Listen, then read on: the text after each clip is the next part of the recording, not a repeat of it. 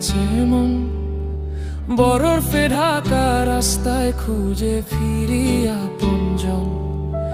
ঢাকা শহর ফেলে আসা কত স্বপ্ন ভাঙা, নেই কোনো নিজের মানুষ, কারণ এই ডাক বাসারা। হারালাম স্বাস্থ্য, কাজ হারালাম পরিবার, ভাঙা হৃদয়ের শব্দ শুনে না কেউ।